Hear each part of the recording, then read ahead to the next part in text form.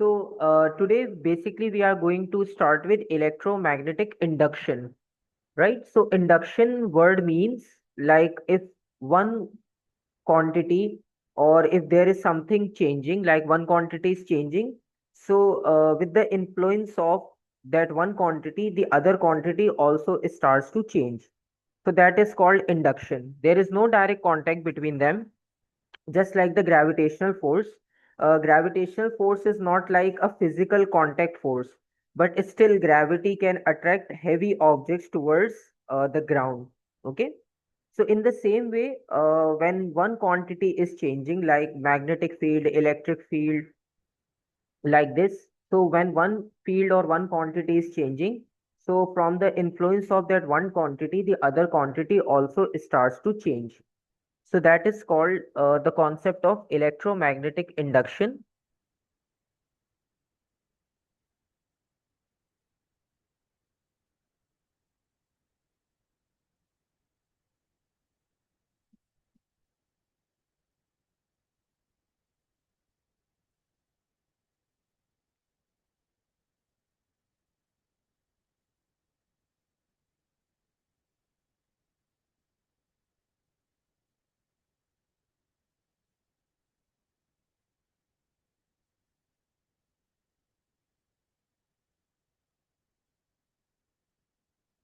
So in electromagnetic induction, basically, we are going to discuss about the reverse, all the phenomena that we discussed in the previous chapter. So in this chapter, we are going to reverse those phenomena. Like in the previous chapter, we use electric current and magnetic field to generate the rotation or the force on the coil. But in electromagnetic induction, we use force to generate electric current or rotation, like the electric current in the output. So that is the reverse of the basics of electromagnetism. Like when we generate electricity in the power plant, so in power plant we use the concept of rotation, just like the example of dam. In dam, what happens? Water falls from a height, so gravitational potential energy converts into kinetic, and the kinetic energy of the water helps to rotate the turbine. So when turbine rotates, so basically we are using the concept of force. Okay. And with the help of that force, that turbine starts to rotate. And when the turbine starts to rotate, it generates electric current. So in this chapter, we will discuss about the same concept in detail, that how it happens and why it happens. Because in the first electromagnetism chapter, we discussed with the help of electric current, rotation produces. That is very common example we observe in our daily life. We use electric motors. When we provide electric current, so motor starts to rotate. In the same way, when you apply the force, so it will also gives you electric current in the output. So that is the topic we are going to discuss. So, for example, if we start from a diagram, because in this chapter we have concepts, there is no calculation or formula based concepts related right now. So, if we consider one coil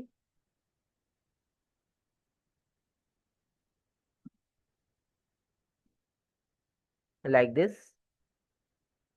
and one galvanometer is connected or ammeter to measure the current,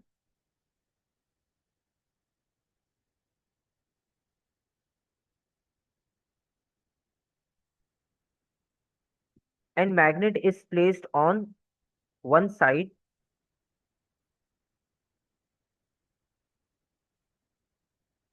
like this. This is the south pole, this is the north pole. So basically, this magnet is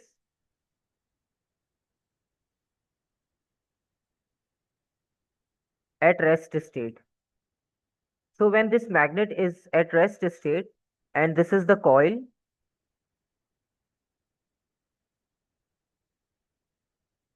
simple coil of wire. So in this diagram, no EMF, induced.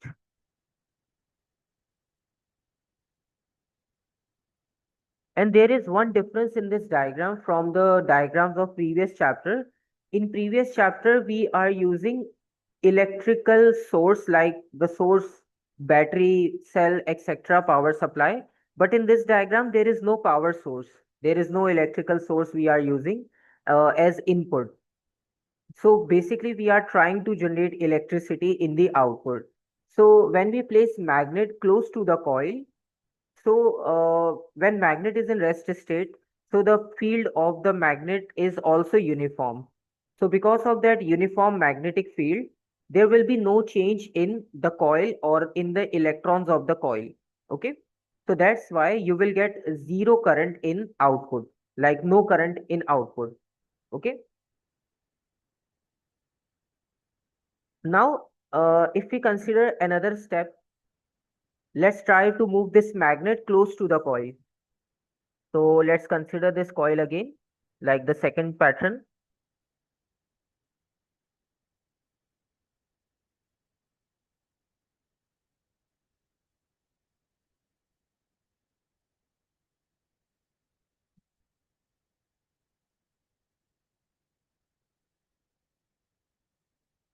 So in the second diagram, you can see there is a change in the needle, and why this change happens, because now the magnet starts to move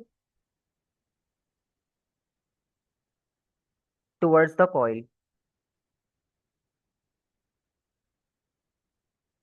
and this magnet is moving towards the coil.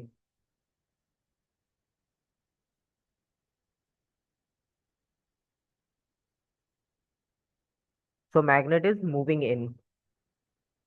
So now in this example, EMF induced.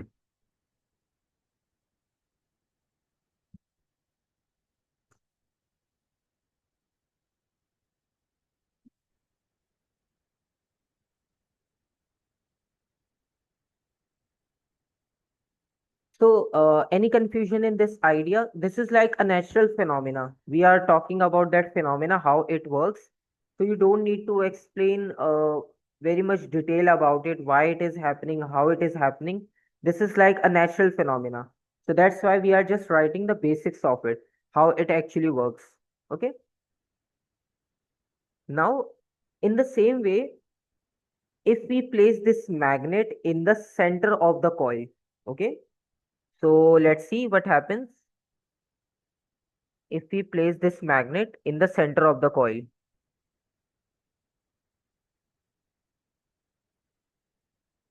So this is the magnet,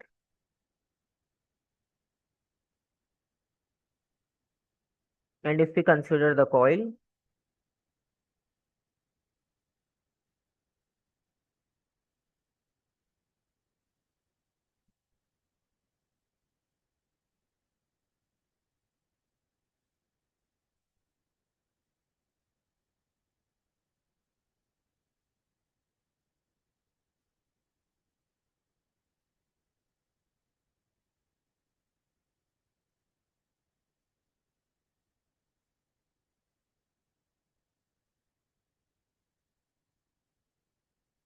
so when magnet is again placed in the center, so now you can see magnet is in the coil, in the center of the coil, but still the magnet is in rest state again.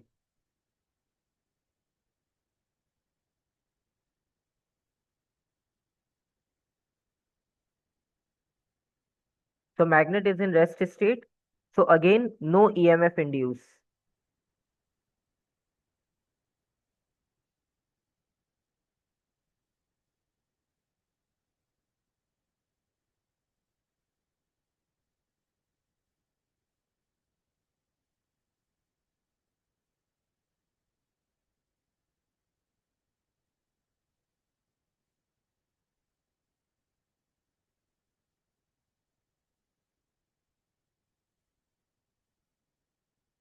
So when there is no change in the position of the magnet, so we observe one thing in the first part when magnet is in rest state, so there is no change. In the second part when magnet is moving, so we got change in the galvanometer. It means EMF induced. In the third part, again, magnet is in rest state, but still magnet is in the middle of the coil. But it will give you no result in output. So that's why it is very important that magnet must move from its position.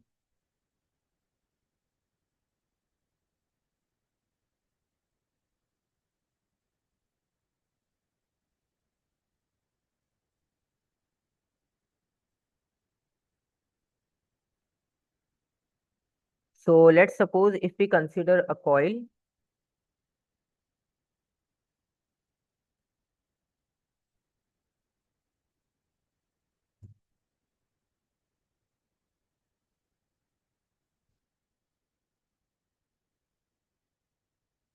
like this.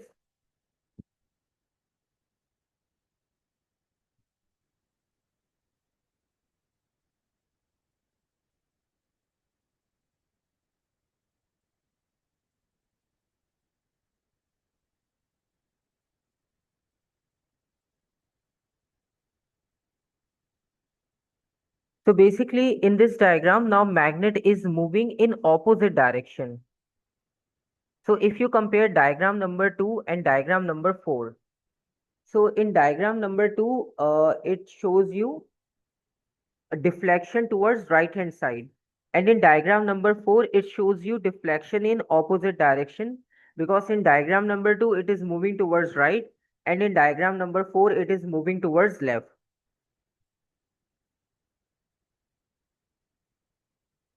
Okay. So it shows you when it is moving in one direction, so there will be deflection in one end. But when it is moving in opposite direction, so definitely deflection will be in the opposite direction, in the opposite end. So that is the concept of induced EMF. And secondly,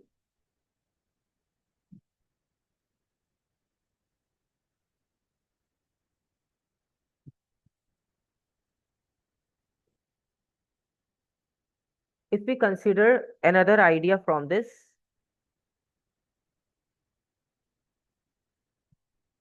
and we like drive one concept from this four different diagrams, we drive this concept to induce EMF in the coil. The movement of the magnet is very important, because when magnet is not moving, so it means the magnetic field lines are not changing. So when magnetic field lines are not changing, so there will be no induced current in the circuit. So we can say that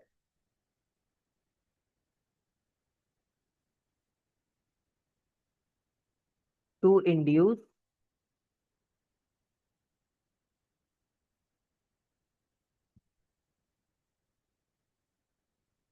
the current in the coil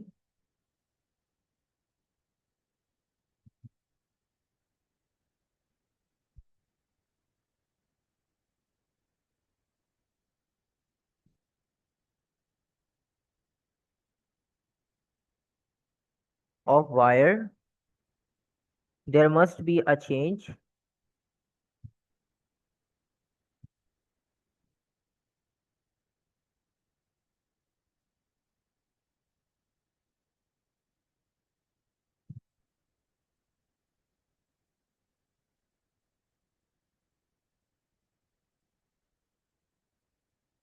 in interaction of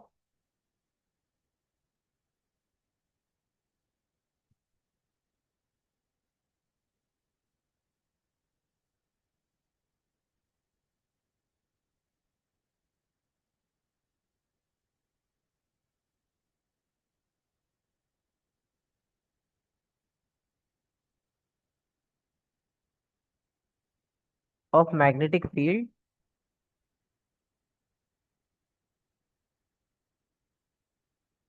lines with the coil of wire.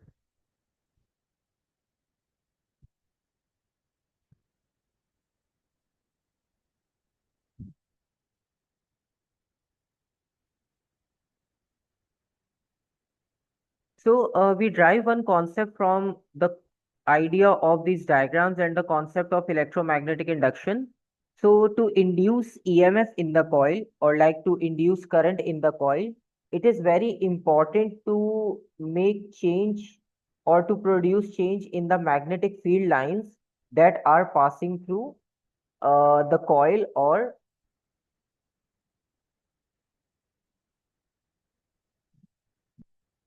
the conductor which we are using. So the change is very important. So if there is no change in the magnetic field, or if there is no change in the movement of the magnet or the movement of the coil, so definitely you will not get any EMF or induced EMF or induced current in the coil. So that is very important to make change. It is not compulsory to always move magnet. It's up to you. You can also move coil.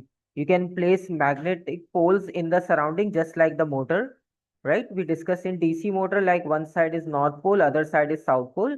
So if you make setup like that, and when you move conductor or coil between that magnetic field lines, so that will give you the concept of induced EMF also. So it is not compulsory to move a magnet all the time. You can also move conductor. That will give you the same concept, just like we discussed in the examples of magnets.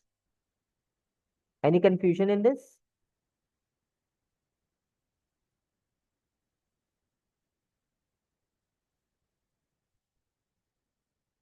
Okay. So if there is no confusion, this is the basic idea of electromagnetism.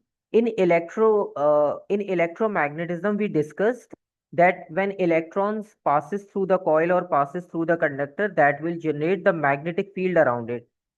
And in electromagnetic induction, the basic concept is when you move a magnet or coil in a specific field, so that will give you induced EMF or induced current in the coil. So that is the opposite of the basics of electromagnetism. This is the difference. Now, the second thing is the factors. Just like we discussed the factors in electromagnetism, like if we use more number of turns, so you will get more force or more rotation. And if you get a stronger magnet, so you will get again more rotation. If the value of current is higher, so you will get more rotation. So these are the factors that we discuss in electromagnetism. So same, we have some factors in electromagnetic induction. And what are those factors? The first one is again stronger magnet.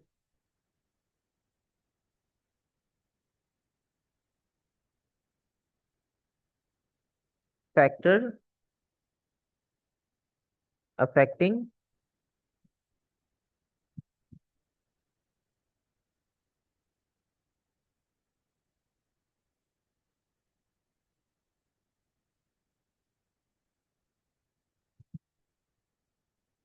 induced EMF.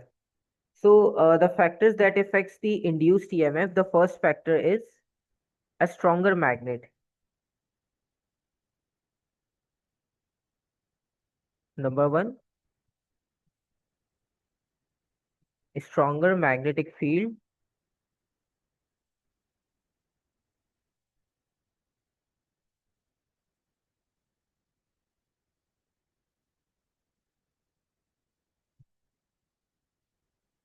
provides you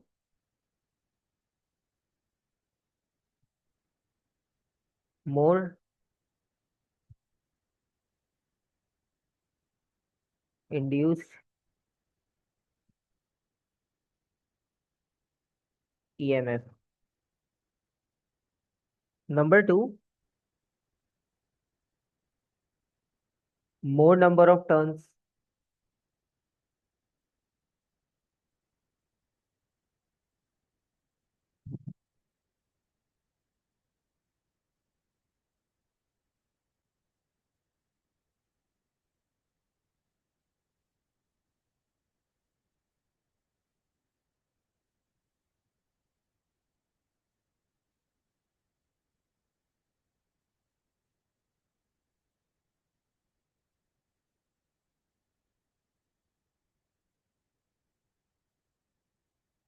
So more number of turns gives you more induced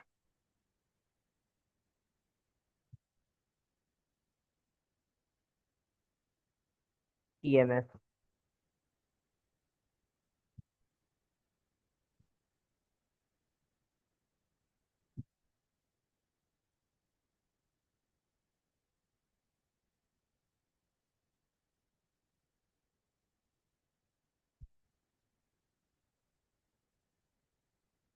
So this is the second factor that will give you a boost in the induced EMF. And there is one more factor because we are moving the object, or like we are moving magnet, we are moving conductor. So basically when you are moving conductor or when you are moving a coil, so definitely that is the factor of force, because in the previous topic we were talking about how to get more force. Now we are exerting force. So if we want to increase the output, so we have to increase the value in input. To increase the value of input, we have to increase the what we say, the speed of the magnet. Number three, more speed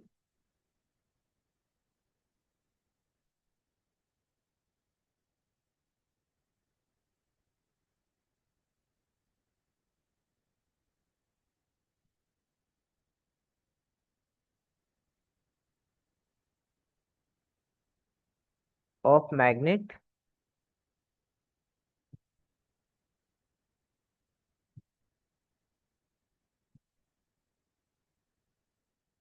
more induced EMF. So these are three different factors now, because right now we don't have electric current. So that's why we are not able to write that factor. So that's why we are writing about uh, the speed. If we increase the speed of the magnet, so that will give you greater output in the induced current or induced voltage.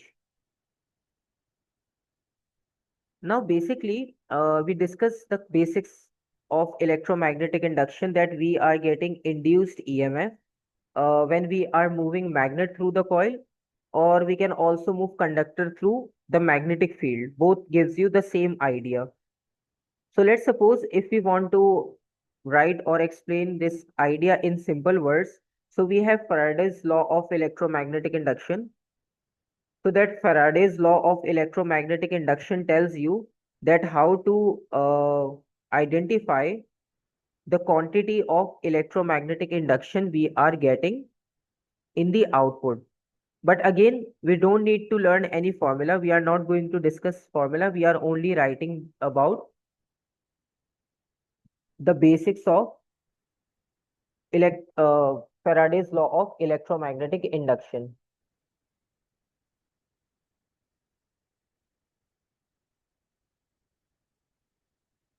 So for example,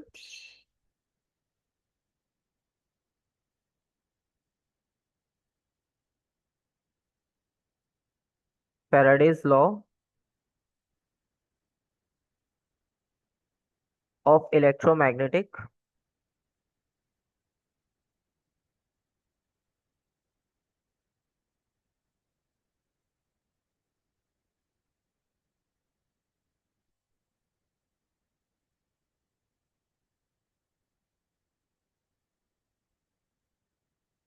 induction. So if we talk about the Faraday's law of electromagnetic induction, so it states that induced EMF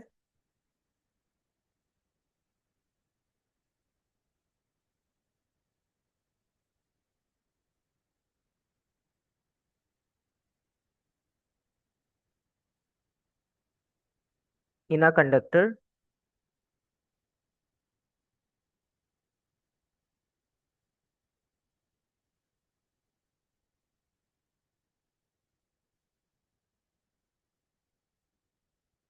is directly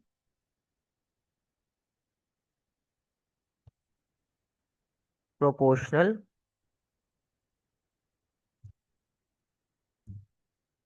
to the rate of change of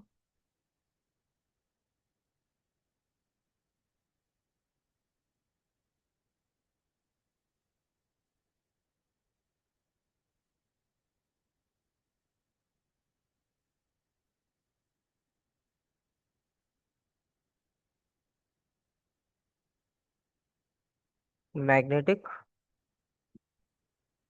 flux linkage.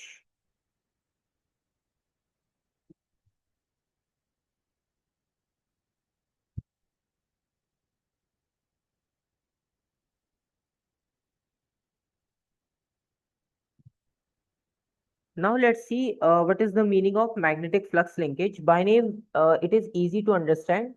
Magnetic, it means we are talking about magnetic field. Flux means the flow of the field lines through a specific region. Just like if we talk about the traffic signal. So from traffic signal, when vehicles are crossing that traffic signal in a specific time duration, so that is called the flux of the traffic also. And linkage means that magnetic field lines are interacting with the coil.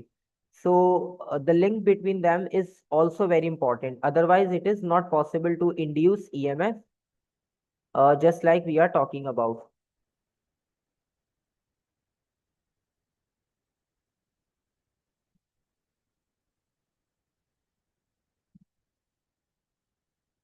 So that's why we have a concept of magnetic flux linkage, and magnetic flux linkage can be explained as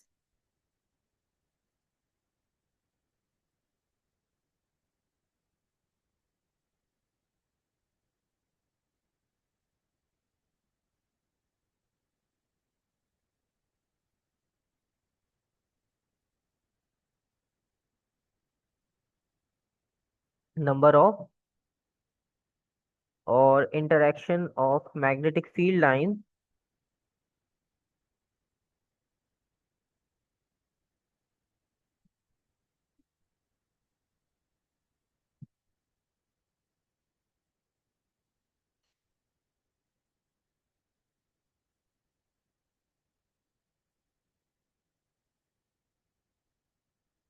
interaction of magnetic field lines with the coil of wire.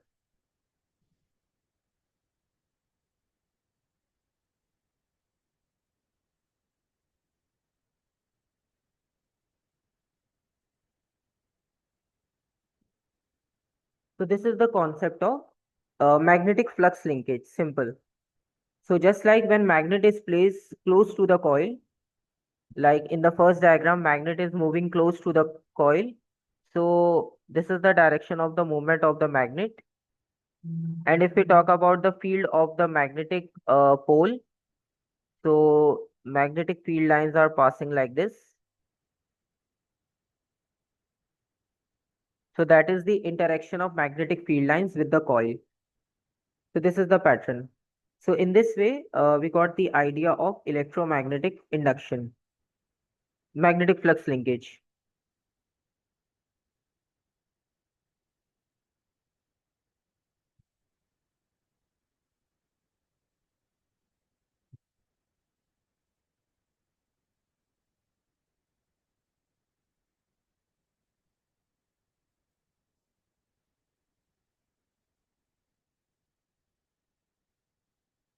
And also, according to this Faraday's law of electromagnetic induction, it is linked with the change of magnetic flux linkage. And due to the change in magnetic flux linkage, if you quickly change the magnetic field lines passing through the coil, so you will get more induced current. If you are changing the magnetic field lines or that change slowly, so definitely you will get a small value of induced EMF.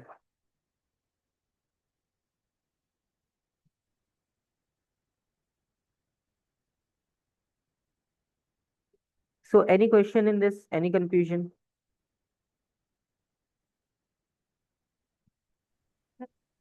Okay. Because in this chapter we have mostly conceptual like topics.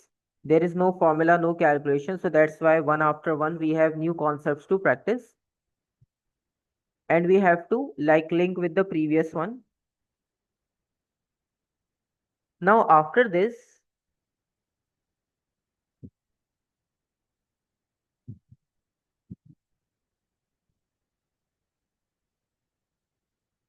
we have a concept of AC generator.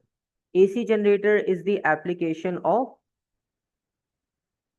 this electromagnetic induction topic.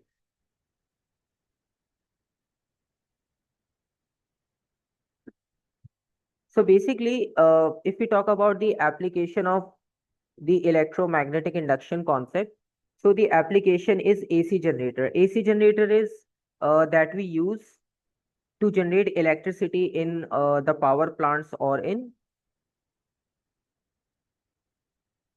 what we say the power generators. So let's see how it actually works.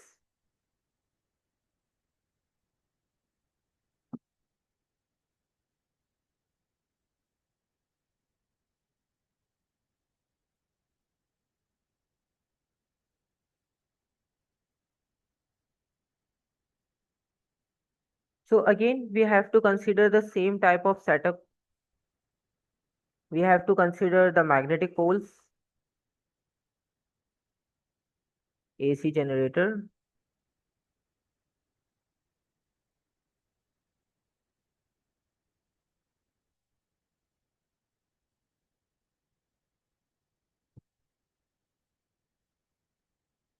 and we use AC generator to convert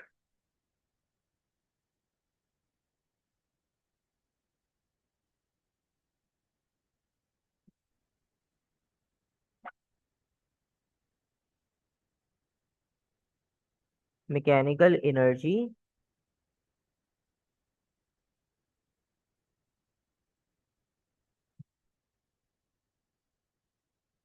into an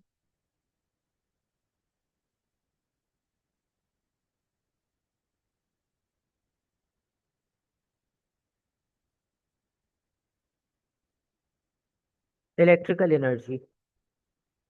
So this is the concept.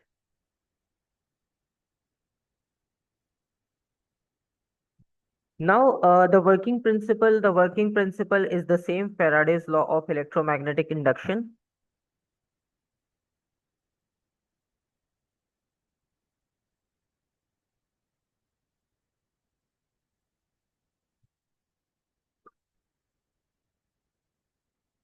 So working principle is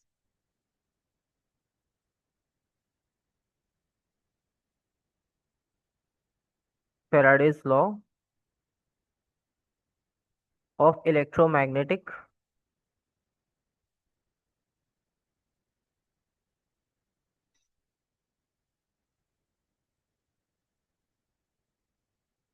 induction.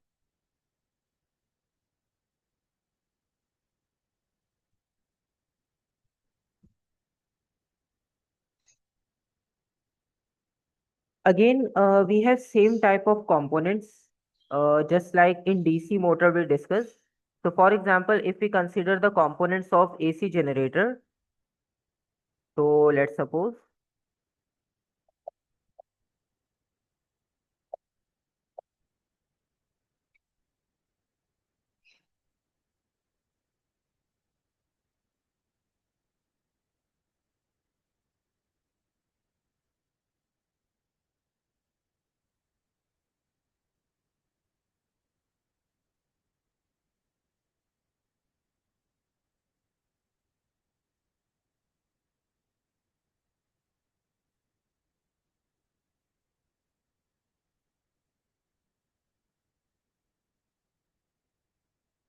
so there are different types of diagram.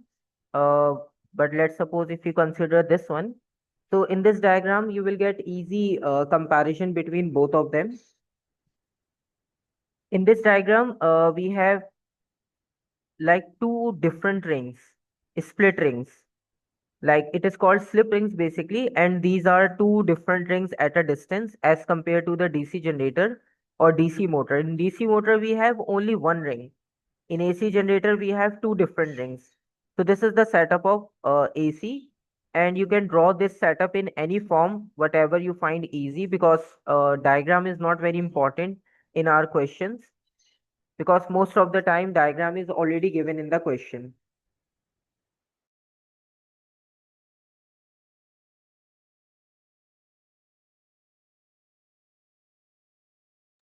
So in this diagram of AC generator, you can see on one side we have North Pole, on the other side we have South Pole. Now we have to rotate this coil mechanically, right? This coil will not rotate automatically. This coil will rotate mechanically. We have to rotate this coil to generate current in the output. Okay. So this is the purpose of AC generator. So now in this AC generator, we have magnets, we have coil, and we have two rings, and the lamp, just to check either we are getting any output or not. So that's why this lamp is connected. So all the components are same, only one component is different, that is slip rings. We have same carbon brushes, we have same coil, we have same magnet, only slip rings is different from the DC motor. So for example, if you compare with,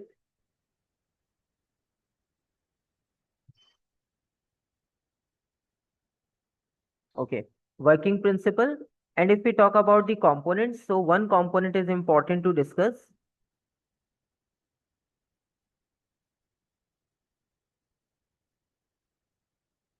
that is called slip rings.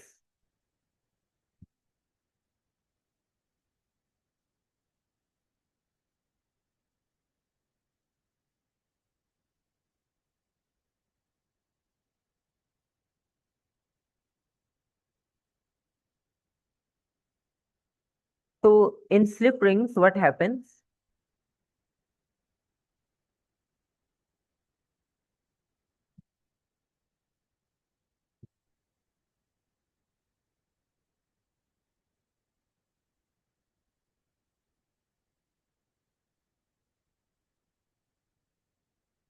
They flip the direction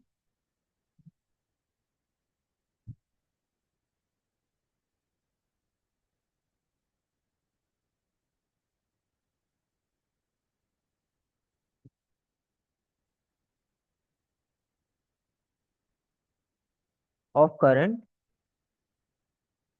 in the external circuit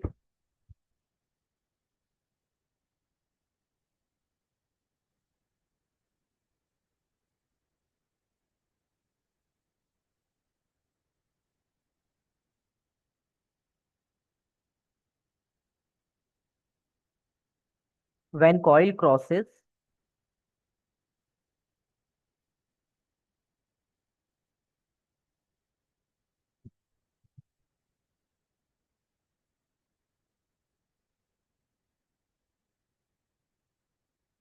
vertical position.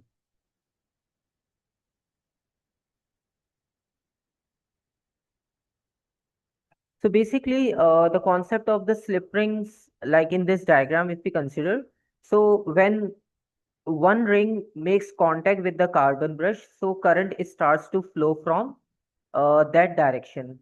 And when the other ring makes contact with the carbon brush, so current starts to move from the other direction. So in this way, alternative current actually flows in AC generator. So that's why we will get AC current in our main power supplies when we are not using batteries, when we are not using any cells. So in that scenario, we are getting alternating current because we are generating AC current in the output with the help of AC generators. So that is the concept of the AC generator. So, and that's why we are using two different coils, because of two different coils. One coil gives you one direction of rotation and the other coil gives you alternative rotation of direction. And for example, just like in short animation, you can see this is the setup. You can see this is carbon brush, black color. This is the coil. You can see this is the rotation.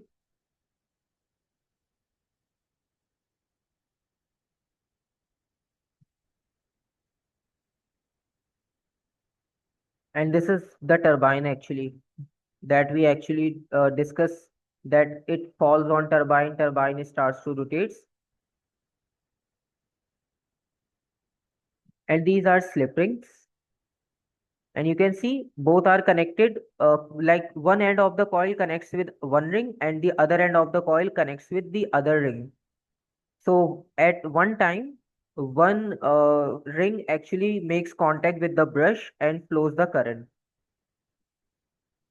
So when it continuously moves, you can see we are getting both deflection. Half of the time right, half of the time left. You can see in the slow motion also. So this is the concept of AC generator.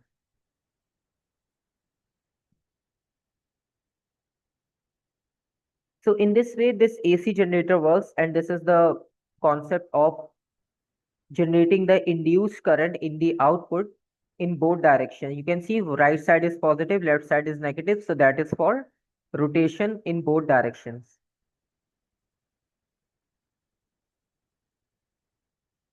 Now next we have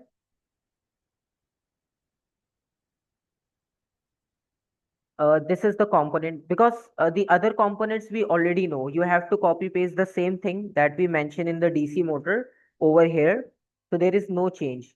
Yes, but there is one change, graphical representation. In AC generator, they used to ask about the graphical representation.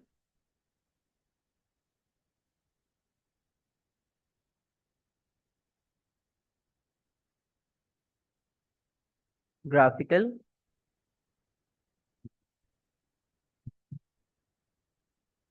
representation.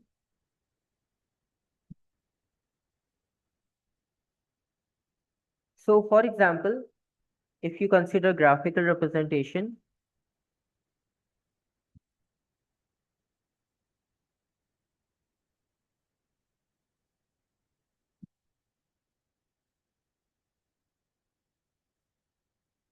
like this.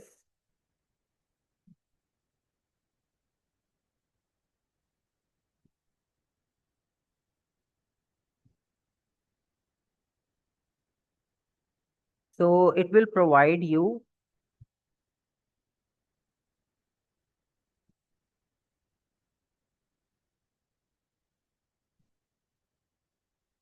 a pattern like this. Let's suppose this is one complete cycle.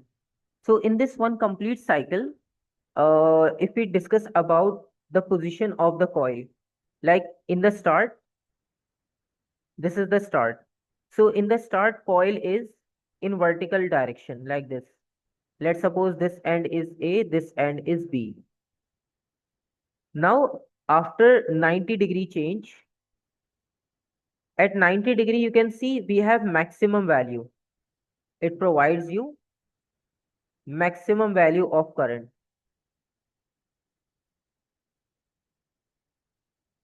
So when coil is in horizontal position, so it will give you maximum current. So it at 90-degree, your coil will be in this position. And let's suppose coil is rotating clockwise. So initially it starts from here, it rotates in this point. Now again we have zero value. After one more 90-degree change, we have zero value. So that gives you again vertical scenario like this. Now B is at the bottom, A is on the top. So this will give you a complete rotation from this side to this side.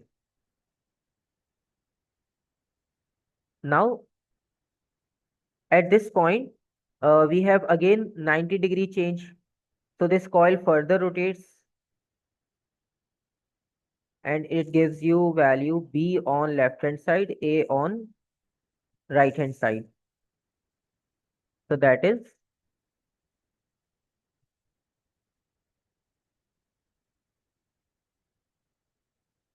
a 270-degree change like this.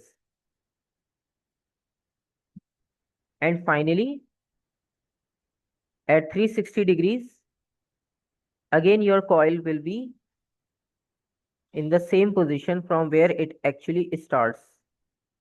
This is B. This is a complete 360-degree rotation.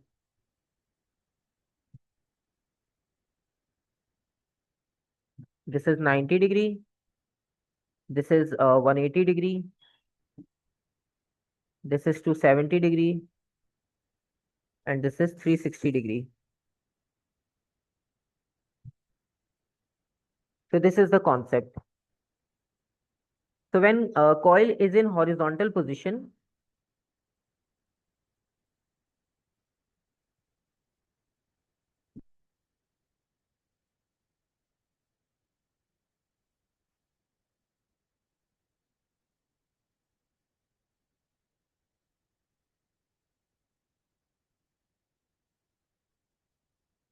it gives you maximum current or voltage.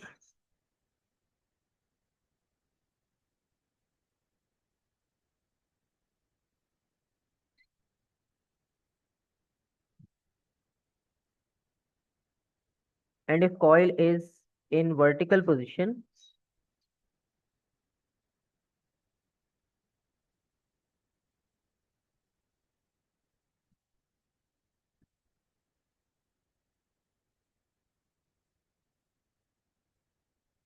it will give you minimum current or minimum voltage.